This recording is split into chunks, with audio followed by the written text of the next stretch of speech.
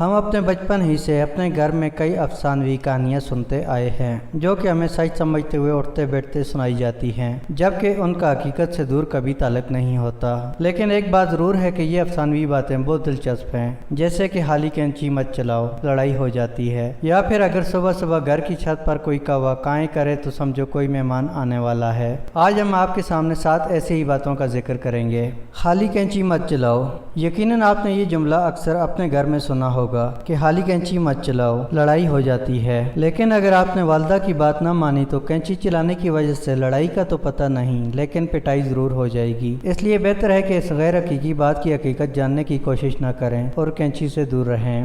دیگچی میں کھانا کھانا اور شادی کے دن طوفان۔ اگر آپ بھی براہ راست دیگچی سے کھانا کھاتے ہیں تو پھر جان لیجئے کہ آپ کی شادی کے دن بارش اور طوفان ضرور آئیں گے۔ یہ ہم نہیں کہہ رہے، بلکہ اکثر دیسی گھرانوں میں یہ جملے سنے جاتے ہیں۔ دلچسپ بات یہ ہے کہ اس افسانوی بات کا حقیقت سے کوئی تعلق نہیں، بس جو سنا آگے بڑھا دیا۔ ہچکیاں۔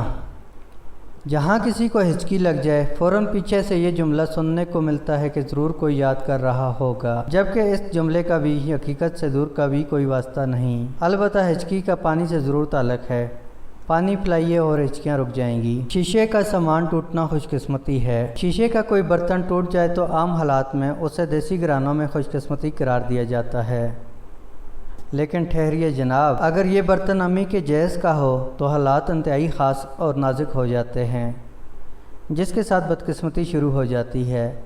اس لیے خوش قسمتی سے تعمیر کرنا چھوڑیں، کیونکہ بدقسمتی کے قصے زیادہ ہیں۔ بائیں آنکھ کا پھڑکنا۔ اگر آپ کی بائیں آنکھ پھڑک رہی ہے تو یقیناً یہ کوئی طبی مسئلہ ہو سکتا ہے، لیکن دیسی گھرانوں میں اس وقت پریشانی شروع ہو جاتی ہے، کیونکہ ان کے نزدیک یہ سب کسی آنے والے برے وقت کی پیشن گوئی ہوتی ہے اور وہ اس سے بچاؤ کی تدابیر اختیار کرنے میں لگ جاتے ہیں۔ مچھلی کھا کر دودھ پینا۔ اکثر گھرانوں میں یہ سمجھانے والے بہت ملتے ہیں کہ مچھلی کھا کر دودھ نہیں پینا چاہیے، اس سے جلد کی بیماری لاحق ہوتی ہے۔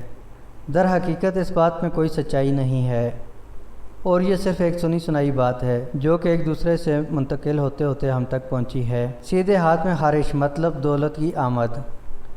خیر اب تو لوگ اس بات کو مذاق سمجھنے لگے ہیں، لیکن ایک وقت ایسا بھی تھا جب اکثر لوگ سیدھے ہاتھ میں خارش ہونے کا مطلب کوئی دولت ہاتھ آنے والی سمجھتے تھے، لیکن خارش کے بعد وہ دولت کسی کے ہاتھ کبھی نہیں آئی۔